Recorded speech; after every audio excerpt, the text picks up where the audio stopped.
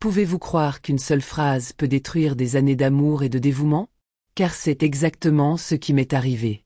Ma petite fille, la fillette que j'ai élevée comme ma propre fille, m'a regardé dans les yeux et m'a dit que j'étais un fardeau dans sa vie.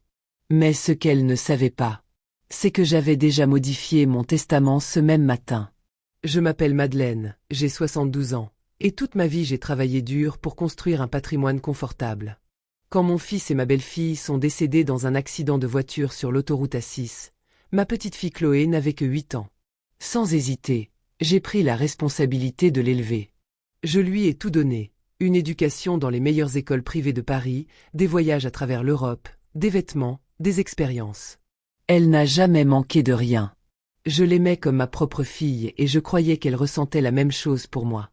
Mais je me trompais complètement. Tout a commencé à changer quand Chloé a eu 25 ans et a rencontré Julien.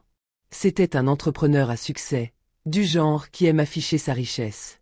Et j'ai rapidement remarqué qu'il avait une influence, disons, douteuse sur ma petite fille.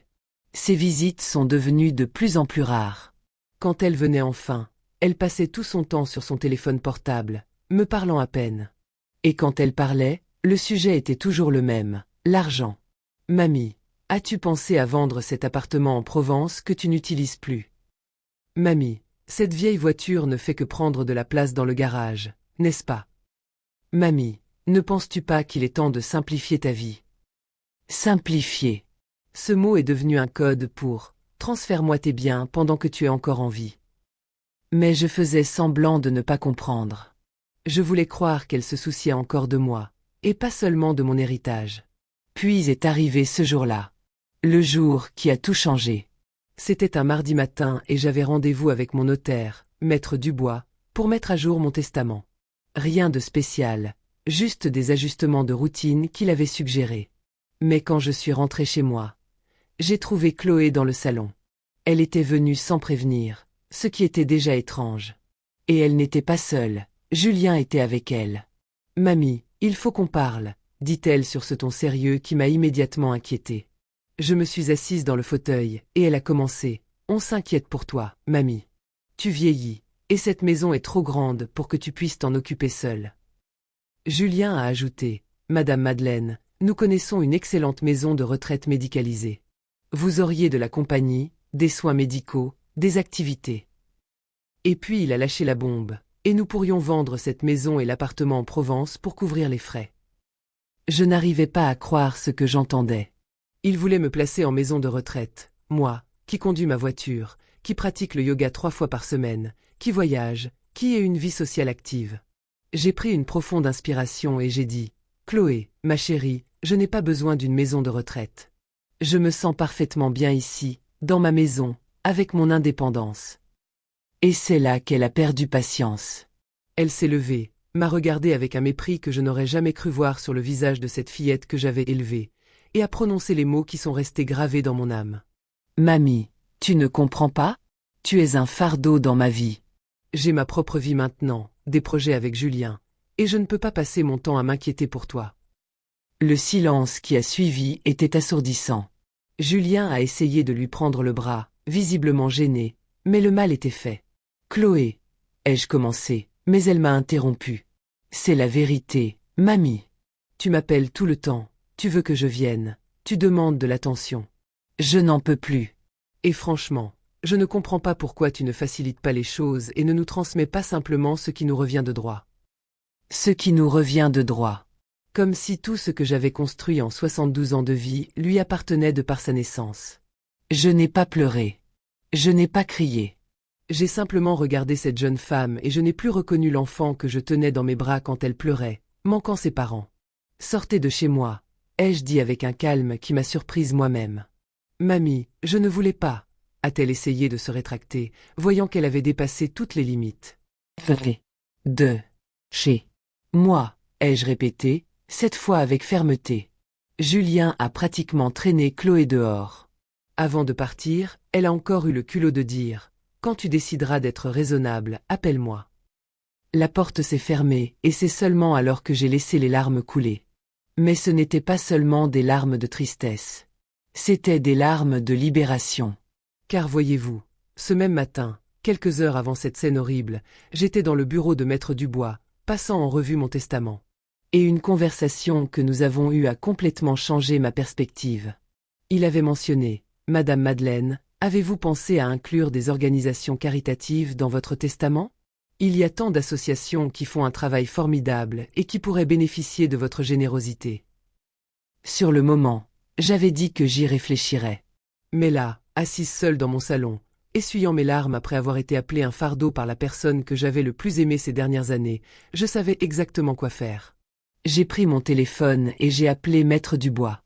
Maître Dubois, concernant notre conversation de ce matin, je voudrais apporter quelques modifications au testament.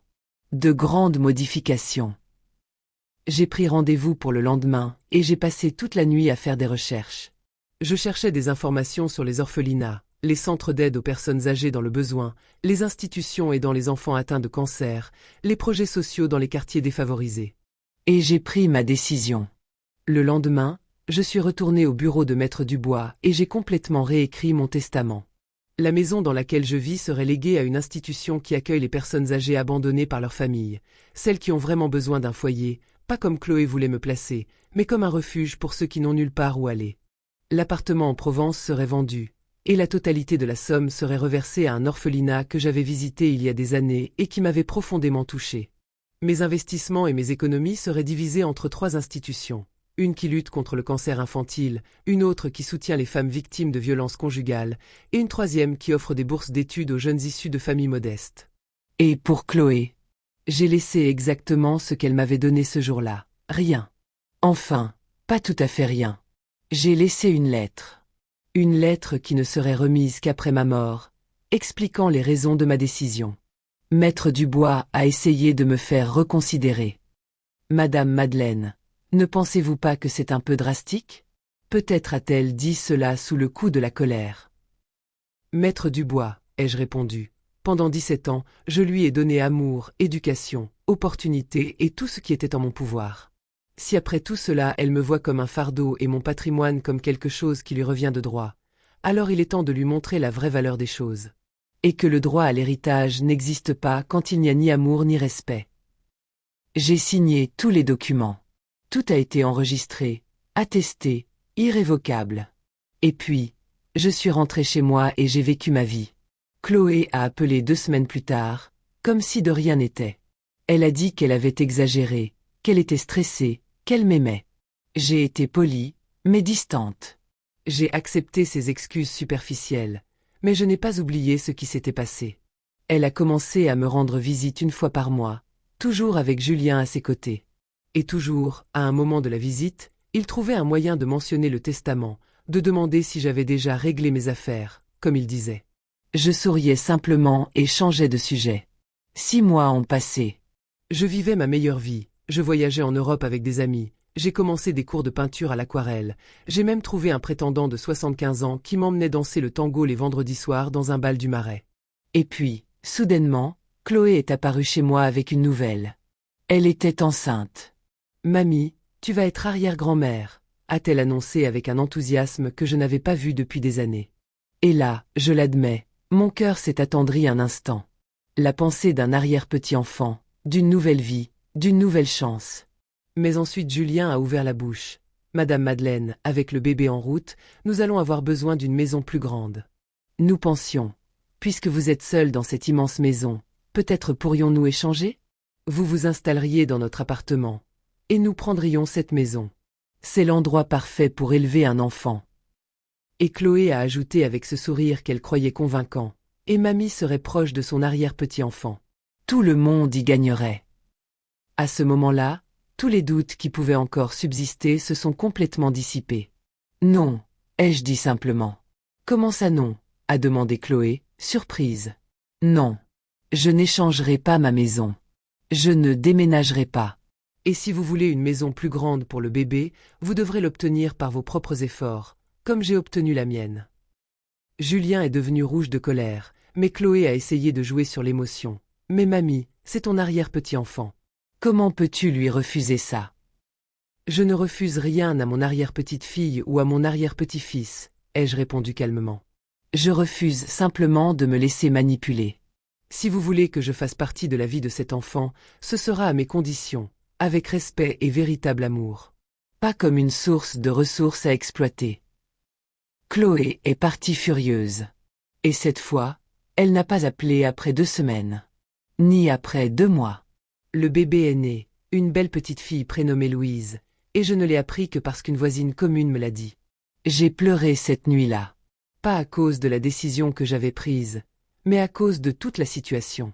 À cause de la petite fille que j'avais perdue, de l'arrière-petite-fille qui ne connaîtrait peut-être jamais son arrière-grand-mère. Mais le lendemain, j'ai séché mes larmes et je suis allé visiter l'orphelinat qui serait bénéficiaire de la vente de l'appartement en Provence. Là, j'ai rencontré des dizaines d'enfants qui n'ont rien, mais qui m'ont accueilli avec des sourires sincères et des étreintes serrées. Une petite fille de 6 ans prénommée Léa s'est assise sur mes genoux et a dit « Vous sentez comme une mamie ». Je n'ai jamais eu de mamie.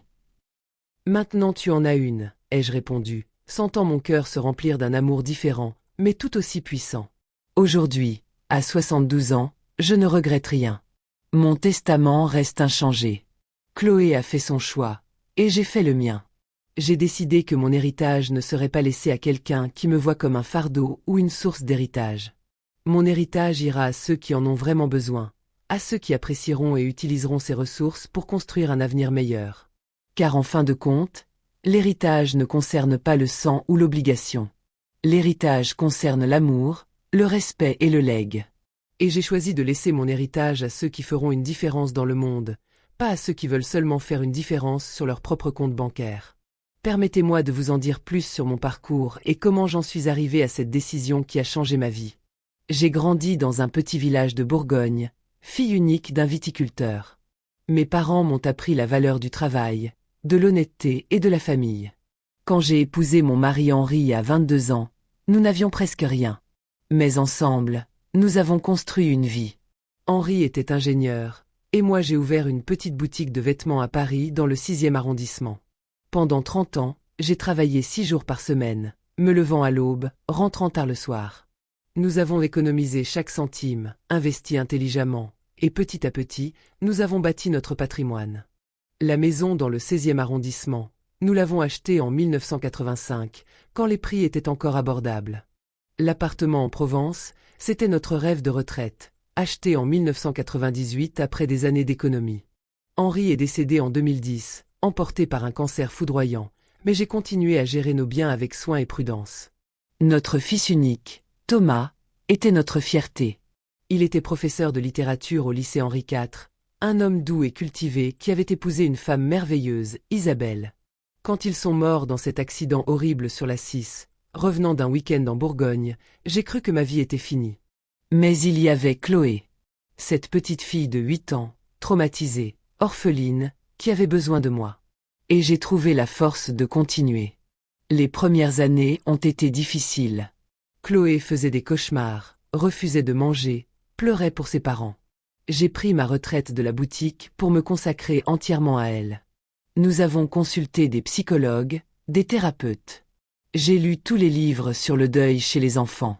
J'ai été présente à chaque instant. Petit à petit, elle a recommencé à sourire.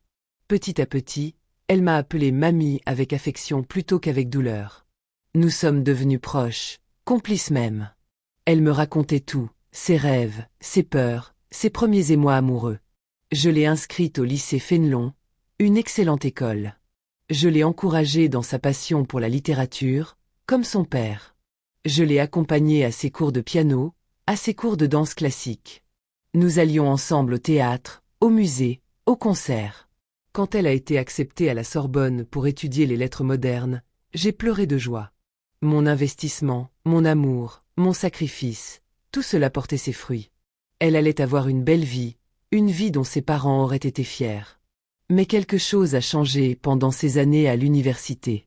Elle a commencé à fréquenter un cercle d'étudiants aisés, des fils et filles de la bourgeoisie parisienne. Elle est devenue plus matérialiste, plus préoccupée par les apparences. Elle pleurait maintenant complètement. Je t'ai appelé tant de fois, mais j'étais trop lâche pour laisser un message. Je ne savais pas quoi dire. Comment demander pardon pour ce que je t'ai dit? J'ai tendu la main et essuyé ses larmes. Tu commences par « je suis désolée », ai-je dit doucement. Et ensuite tu le prouves. Pas avec des mots, mais avec des actions. Au fil du temps. Me donneras-tu cette chance? A-t-elle demandé. J'ai regardé Louise, qui venait de se réveiller et me fixait avec de grands yeux curieux. Cet enfant innocent méritait de connaître son arrière-grand-mère. Et Chloé, malgré toutes ses erreurs, était toujours ma petite fille. Oui, ai-je dit. Mais à mes conditions. Plus de discussions sur l'argent, l'héritage, ce que je devrais faire avec ma maison. Si tu veux faire partie de ma vie, ce doit être parce que tu veux être là, pas parce que tu veux quelque chose de moi. Je comprends, a-t-elle dit en hochant vigoureusement la tête. Je veux juste te retrouver dans ma vie, mamie. Toi et Louise avez besoin l'une de l'autre.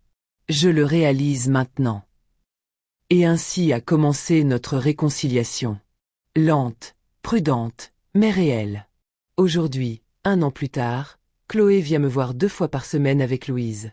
Nous prenons le thé ensemble, elle me raconte sa vie de mère célibataire, et je garde Louise pendant qu'elle travaille à mi-temps dans une librairie du quartier latin.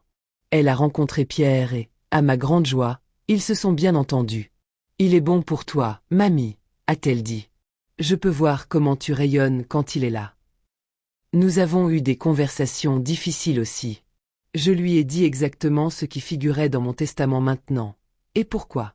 Elle a écouté sans m'interrompre, et à la fin, elle a dit, « Tu fais ce qui est juste. » Ces organisations en ont plus besoin que moi.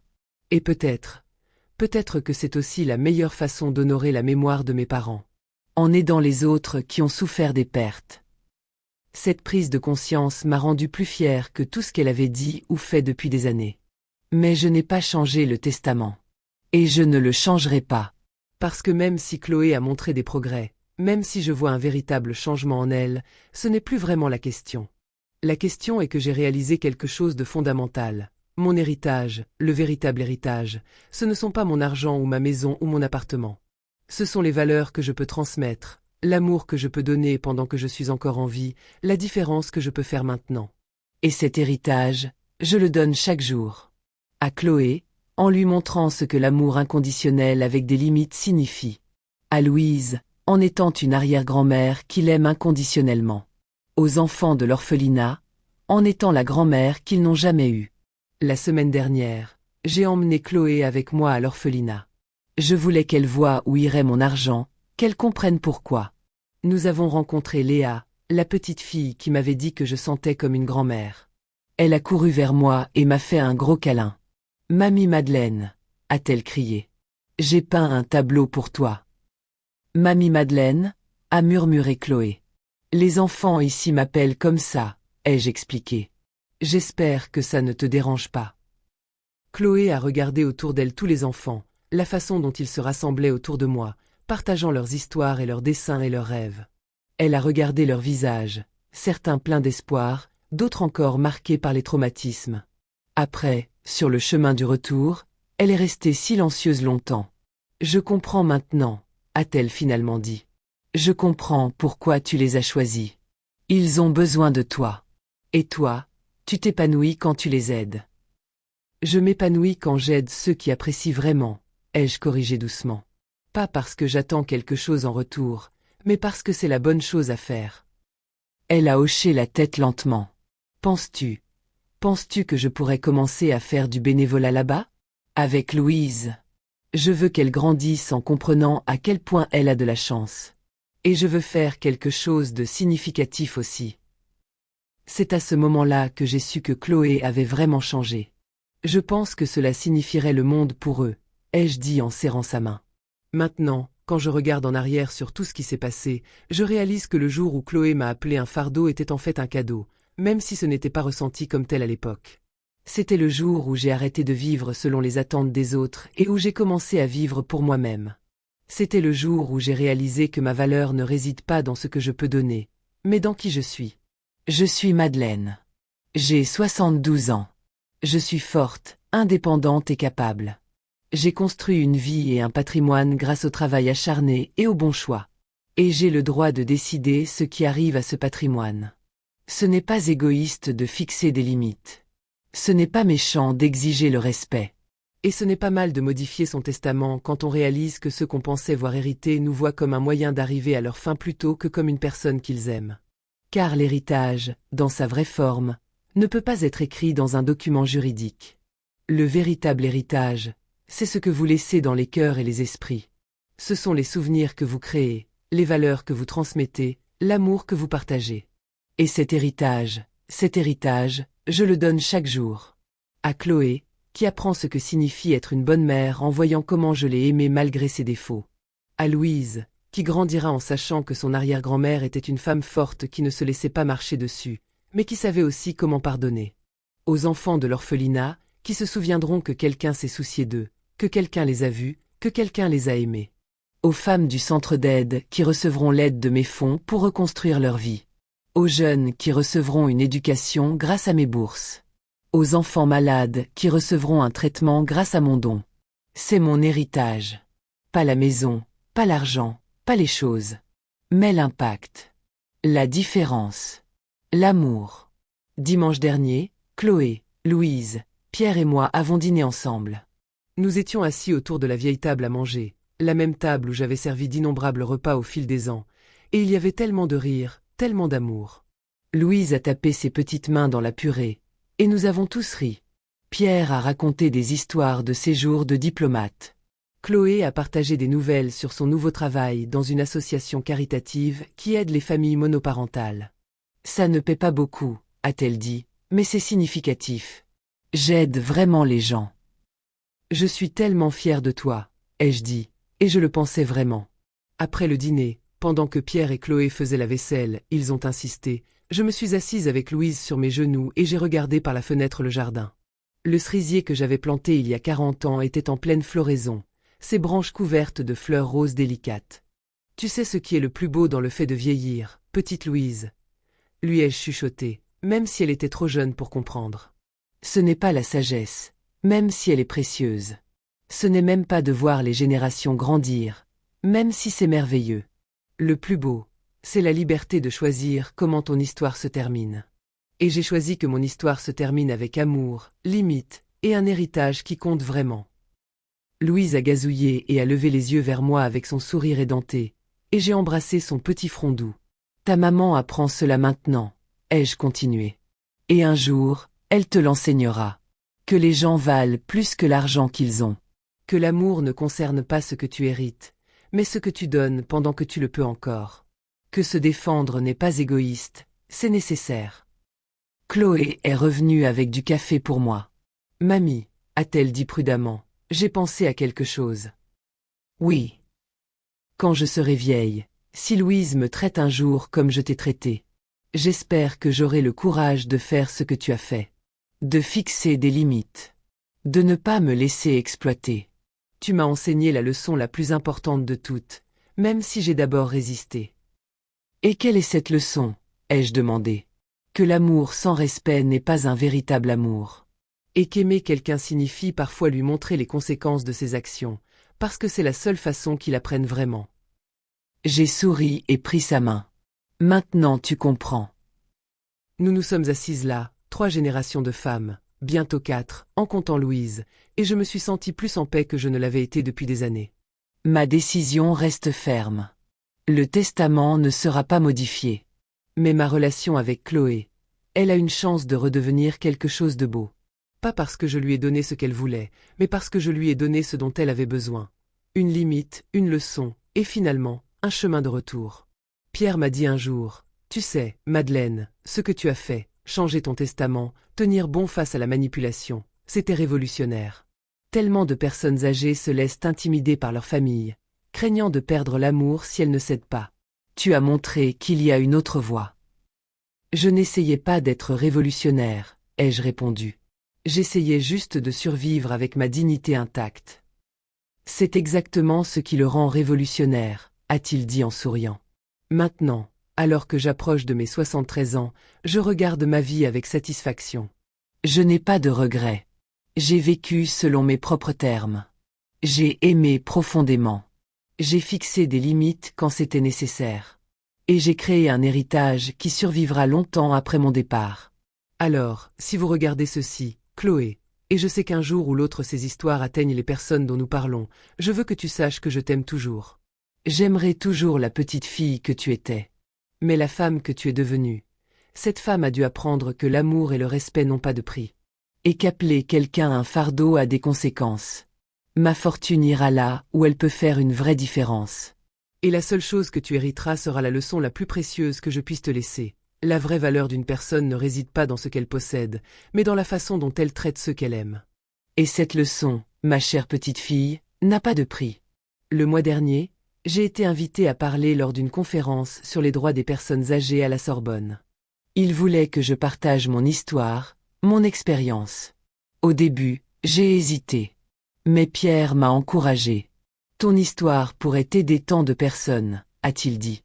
Tant de personnes âgées souffrent en silence, se laissant manipuler parce qu'elles ont peur de perdre leur famille. Alors j'y suis allée. Et j'ai raconté mon histoire à une salle pleine d'étrangers. L'accident de mes enfants. Élever Chloé. La transformation graduelle de notre relation. La confrontation. Ma décision de changer mon testament. Et finalement, notre réconciliation lente mais authentique. Quand j'ai terminé, il y a eu un moment de silence. Puis une femme dans le public s'est levée. Elle devait avoir environ mon âge, avec des cheveux blancs et des yeux remplis de larmes. « Merci », a-t-elle dit simplement. « Vous venez de me donner le courage de faire ce que je dois faire depuis des années. » Après la conférence, tant de gens sont venus me parler. Des personnes âgées qui se sentaient prises au piège par des enfants ou petits-enfants manipulateurs. Des professionnels de la santé frustrés de voir leurs patients âgés exploités. Des avocats spécialisés en droit des successions qui voyaient ce problème tous les jours. Vous avez mis des mots sur quelque chose dont personne ne veut parler, m'a dit une jeune avocate. L'abus financier des personnes âgées par leur propre famille. C'est tellement courant, mais personne n'en parle parce que c'est tabou. J'ai réalisé ce jour-là que mon histoire était plus grande que moi. Qu'elle représentait quelque chose d'important, le droit des personnes âgées à être traitées avec respect et dignité, même, surtout, par leur propre famille. Depuis, j'ai été contactée par plusieurs organisations qui travaillent sur ces questions. Ils veulent que je participe à des campagnes de sensibilisation, que j'écrive sur mon expérience, que j'aide à créer des ressources pour d'autres personnes dans ma situation. Vous pourriez faire une vraie différence, m'ont-ils dit. Et j'ai accepté. Parce que si mon expérience, aussi douloureuse qu'elle ait été, peut aider ne serait-ce qu'une seule personne à se défendre, à fixer des limites, à choisir la dignité plutôt que l'exploitation, alors tout cela aura eu un sens encore plus profond. Chloé était fière quand je lui ai parlé de la conférence et de mon nouveau rôle d'activiste improvisé. « Tu es incroyable, mamie », a-t-elle dit. Et je suis tellement désolée d'avoir été la raison pour laquelle tu as dû vivre cette épreuve. Tu n'as pas été la raison, ai-je corrigé. Tu as été le catalyseur. La différence est importante. Tu m'as poussé à faire quelque chose que j'aurais dû faire de toute façon, me respecter moi-même, fixer des limites, vivre selon mes propres valeurs. Je suppose que je devrais dire merci. Alors, a-t-elle dit avec un petit sourire triste. Non, ai-je répondu. Tu devrais dire que tu es désolé, ce que tu as fait. Et que tu feras mieux, ce que tu fais. C'est suffisant. Aujourd'hui, alors que j'écris ces dernières lignes de mon histoire, je me sens en paix. Je sais que quand mon temps viendra, que ce soit dans 1 an ou dans 20 ans, je partirai sachant que j'ai fait une différence.